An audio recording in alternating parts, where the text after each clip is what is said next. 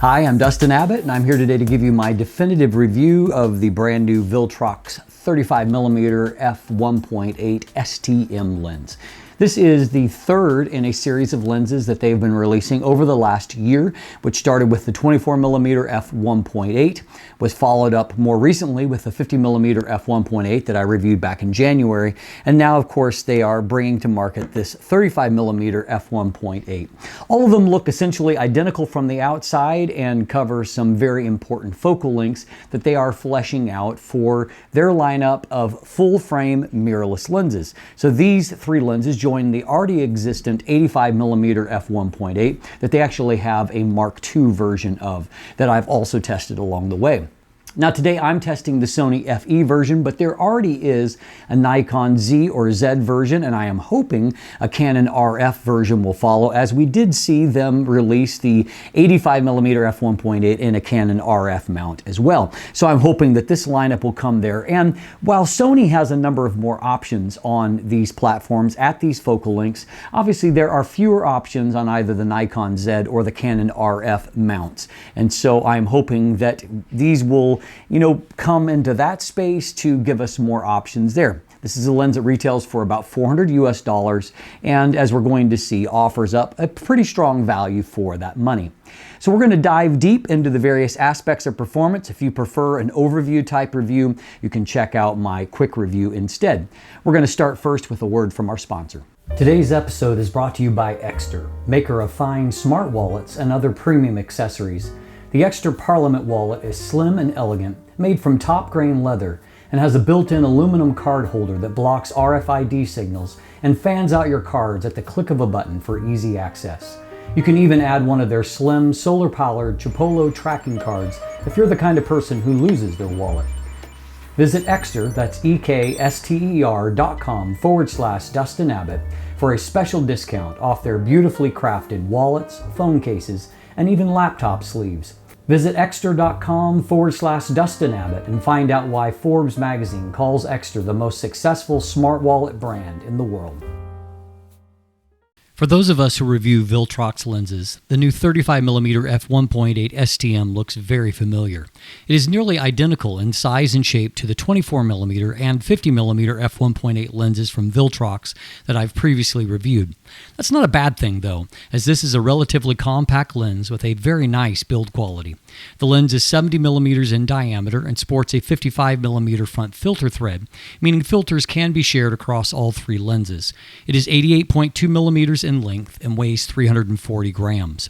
It feels substantial due to the all metal and glass construction, save the lens hood, which is plastic. There is a declicked aperture ring that allows you to select aperture manually, but has the alternative to put it in automatic mode and to control aperture from within the camera.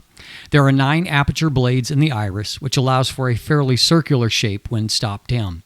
Minimum focus distance is rarely a Viltrox strength, and that's true here, as you can only focus as closely as 40 centimeters, which results in a fairly low 0.10 times magnification. There is no weather sealing, but the lens does sport a USB-C port in the lens mount to allow for easy firmware updates. All told, this is a very nicely built lens for a price point of right under $400 US. For this segment, I'm actually filming with the Viltrox 35mm f1.8 at f1.8, so you can get a sense of how it does in tracking my face for this kind of still talking head type portion. Viltrox has equipped this lens with a lead screw type STM motor, and for the most part, autofocus, I have almost all positive things to say, with just one negative. Let's get the negative out of the way, and the negative comes when I'm doing focus pulls. While the focus pulls themselves are confident and they're smooth, what you can hear is some clicking and whirring that's picked up by the microphone when recording in a silent type situation. Now you will get a little bit of that in ordinary shooting, however you're really not probably going to pick up on it very much. In normal situations, if you're paying attention, you might hear some faint whirring and clicking, but for the most part, autofocus seems pretty quiet. I also found that I got good results if I was trying to track my face, putting my hand up in front of it and making the camera or in the lens kind of focus and refocus. You can see that it snaps back to the eye very quickly without any kind of hunting or pulsing. Likewise, I got really good results in a near dark room, shooting at ISO 12,800. Loki had kind of climbed up under a blanket, and so all that was illuminating the room was a screen across the room, and so it was very dim conditions. But no matter kind of how I positioned the camera, IAF just locked right onto his eye and delivered accurately focused result after accurately focused result. Interestingly, I was actually testing the new Fujifilm GFX 50S Mark II medium format camera, and had a pretty high-end lens on there, the 110mm f2. And despite, having very expensive gear compared to relatively inexpensive gear, at least as far as the lens goes here, in that same kind of environment, I was just unable to lock focus at all with the Fuji combination. Now, medium format autofocus is not at the same level as a full frame mirrorless autofocus, and so it's not really an apples to apples comparison, but you have to confess it made the Viltrox look pretty good when you're comparing it to a lens that costs something like 7 or 8 times as much. And so I think that as far as focus accuracy, I saw really good results, and I think that Viltrox is doing a really good job in nailing that aspect of things. And so the only time that I had any kind of autofocus really hesitancy is always I did feel that there was a few situations when stopped down to landscape apertures where I didn't necessarily get locked on the right kind of thing, and I had to either take a second shot or I needed to put the autofocus point where I actually wanted it to be. But that only happened once or twice, and so for the most part I ended up with just really well focused results. So I think that autofocus is something that Viltrox is doing a good job with overall. So we can see when it comes to both the build and the autofocus, I think that Viltrox is ticking at the very least enough boxes, certainly to justify the price point. And really, if you put it all into perspective, this is a lens that just a few years ago would have been fairly exceptional in these attributes. We've been spoiled in recent years where I think that lens design has matured and evolved to where even inexpensive, more budget type lenses are really quite good in terms of performance in both of these attributes these days. So obviously one of the main areas that people are going to have questions is when it comes to the performance of the image quality. Now, again, since I'm testing on Sony FE, there are a lot of options to choose from. And for example, even at just the 35mm f1.8, there is one from Sony itself. There is a 35mm f1.8 from Samyang. There is a Sigma 35mm f2 in their DN lens. All of them relatively compact lenses, not too far from this basic configuration here. So at least on the Sony mount, there are a number of options. And then of course, even more options if you start to throw in the f2.8 or larger maximum aperture options there. But as mentioned in the intro, far fewer options on some of these other platforms. So take what I'm about to say from the Sony perspective with maybe a little bit of a grain of salt when it comes to these other platforms where far fewer options exist. I'm going to choose today to look at the lens that is closest in price with just a few comparisons, and that's the Samyang. So let's dive in and let's take a look at overall performance here. So we'll start by taking a look at vignette and distortion as always. So you can see that there is a mild amount of a pincushion distortion and some heavier vignette. Now, interestingly, like I saw on the 50mm f1.8, where I was pleasantly surprised, there actually is a profile for this lens already present here in Lightroom, which is somewhat amazing to me that Viltrox is getting profile support that quickly. So that's great, and obviously it does a pretty good job of correcting things. Here I've got a manual correction, and so we can actually see what kind of corrections are needed. So I've dialed in a -3 on the distortion slider to help with the pincushion distortion. Not perfect as you can see, but it does a fairly decent job. Vignette is a little bit lower than what we saw on the 50mm, but still moderately heavy at a +60 to clear that up. And so somewhere between 2 and 2.5 stops of vignette in the corners. Now, it's pretty typical for Viltrox lenses to show some fringing, and so here in this close-up shot, we can see some of that green fringing, which is the most common variety that I see in some of these out-of-focus transition areas. It's not as pronounced as what I've seen on some Viltrox lenses, so this is a little better than average, but certainly you are going to see some chromatic aberrations. So you will see those primarily is fringing around bokeh highlights, and so you can see that green fringing in these areas. You can see a little bit in the transition here on these branches, though here it's not as pronounced, showing up more on the bokeh circles. On a positive note, however, lateral chromatic aberrations, which you'll find on the, towards the edge of the frame, you can see a little bit of them here in terms of that purple fringing, but it really is quite well controlled. Not a major issue at all with this lens. And so even in these high contrast bare branches, there's only a minimal amount there. And fortunately, this is the kind that can be easily corrected through one click. So we'll move on and look at resolution and contrast here. Here's my test chart, and I'm using a Sony Alpha 1, so 50 megapixel of resolution, of demanding sensor, and this is at 200%, and so we really are stressing things. As you can see, the resolution is pretty good in the middle of the frame, contrast not off the charts. There's just a little bit of a blur on some of the textures there. If we look here in the mid-frame, again, mid-frame is looking pretty good as far as resolution. Contrast has dropped a bit, and if we look down here, for example, it's not as strong, and looking down into the bottom corner here, we can see that the acuity is not as high. So contrast is not actually too bad here in the corner. It hasn't gotten steadily worse, but what we can see is it's just not resolving the fine details particularly well. So as a point of contrast, I thought I'd compare to the Samyang AF 35mm F1.8, the lens that is closest in price. Now, I will note that when I did the test of the Samyang, it was on the Sony A7R Mark III, so 42 megapixels, a slightly lower resolution. But we can see when comparing the two that there's a little bit more contrast to be seen for the Samyang. And if we jump here, for example, in the mid-frame, we can see that it's kind of a 50-50.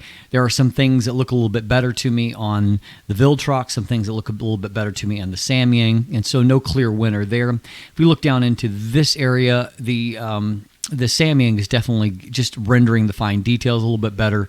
Down into the corner, you can see that, again, contrast isn't off the charts here for the Samyang, but we can also see that it's resolving the fine details in a smoother fashion. This has a little bit of a jittery quality that the Samyang does not.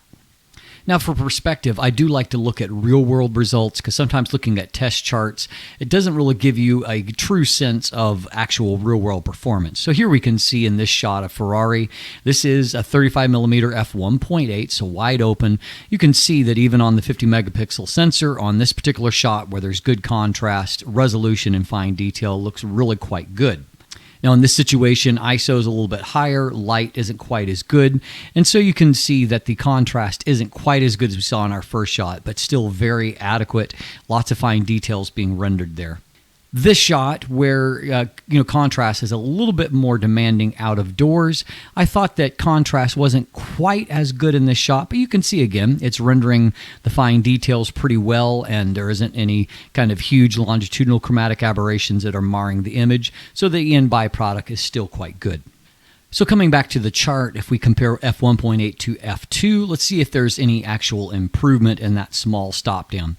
In this case, there actually is. You can see that there is some more contrast, and I think that the fine details are rendered a little bit better. You can see it in the text here that looks crisper.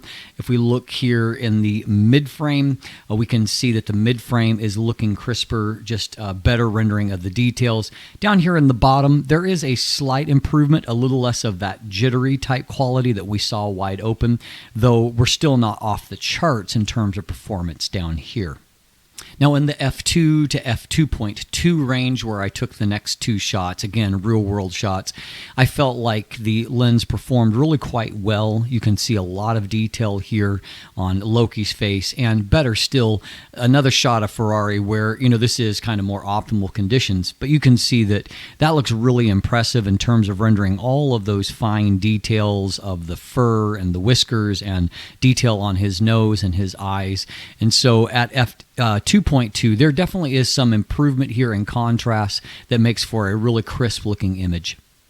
Now moving from f2 to f2.8, we are going to see a further improvement to now where our center looks really quite good, very good contrast, good detail rendering. Also our mid frame is looking excellent, and if we go down here into the bottom hasn't taken as big of a leap forward, but we can see that there's definitely more fine detail being rendered.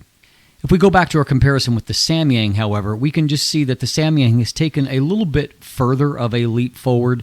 I particularly noted it as we get down towards the bottom side of this bill, where the Samyang looks really, really crisp, whereas the Viltrox not quite so much.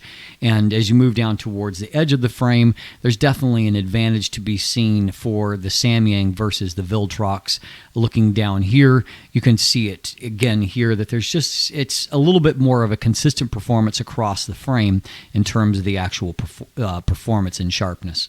Now, if you continue to stop down the Viltrox down to F4, we can see in the center of the frame, you're starting to see that moire pattern that I really start to see only when you're achieving really high levels of resolution and contrast. We'll take a look at a few other spots here. You can see that contrast has improved on Sir Winston's face there, also in the texture of his jacket, and down here Queen Elizabeth also looking better still as well, and just crisper and more detail at F4 versus F2.8. If we stop on down to F5.6, it is better still with just really good detail there. We'll go back down to this bottom corner where we can see that we're now seeing nice amounts of detail. So once again, why don't we take a look at a real-world image here. Beautiful image, and you can see in the center of the frame, we are seeing lots of great detail. You can see that as we move off towards the edge, it's, again, the detail is there, but there's still a little bit of a nervous quality to the rendering that I don't see in the middle of the frame. And for example, if we move off this way, as we get off towards this side, you can just see that the fine details are just not rendered quite as well. And so it's a good but not exceptional landscape lens. Another example here, and you can see that if we zoom into a pixel level, here in the center of the frame, it looks just amazing, great detail and great contrast. It's just going to be a little less amazing as we get off towards the edge of the frame, though in this case, depth of field obviously is impacting the image somewhat.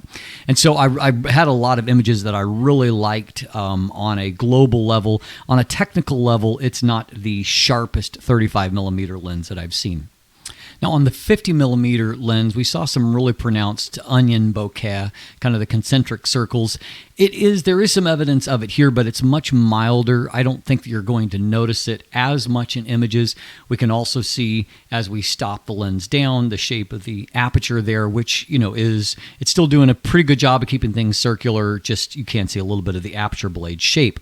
But if we go beyond that, I actually found that the quality of the background blur in more traditional situations was actually really nice. And so I would consider that to be the strength of the lens, and that our detail here is good, but again, it's not the best that I've seen. But I feel like the quality of the background blur is really quite good. This, for example, has a lot of potential to be busy. There's a lot of just kind of sticks and straight lines here, which tend to be uglier for bokeh.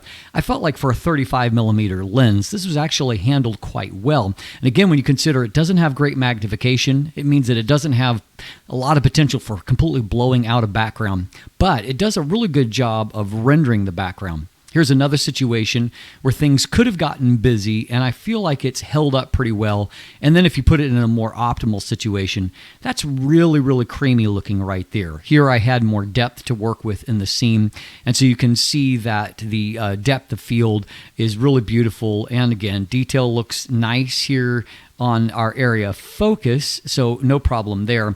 But it's the quality of the background blur that to me is a little bit more of a standout quality for the lens. So how about coma performance? I will note that on the shot, while I got lots of great stars, I didn't feel like it was maybe the best pinpoint focus that I've ever gotten for this. And so I think the star points could be a little bit crisper than what this image suggests. But for our purposes, we can see where the flaws lie, and that is primarily as you move off towards the edge on really bright star points or points of light. You get some fringing. The coma, they do start to deform some. The coma is not terrible, not the worst that I've seen for sure, but I'm not crazy about this bright fringing towards the edge of the frame. As you can see, it tends to show up more on the really bright points of light. The more normal ones, they're slightly distorted, but they don't look too bad. A final strength here is flare resistance. And I found that in, just kind of my real world images out shooting, that I felt like the results were really good. Basically no ghosting. I also felt like the lens contrast, like here I've got, you can't really tell but I've got really, really bright sun right here in the frame, and I don't really see any ghosting artifacts. And we can see, even if we do the panning across the sun first wide open here, there's just minimal amount of flare artifact, and then stopping down to f11, which can induce more of those things. I really still felt like the lens did quite good, and so overall I consider that to be one of the final strengths for the lens.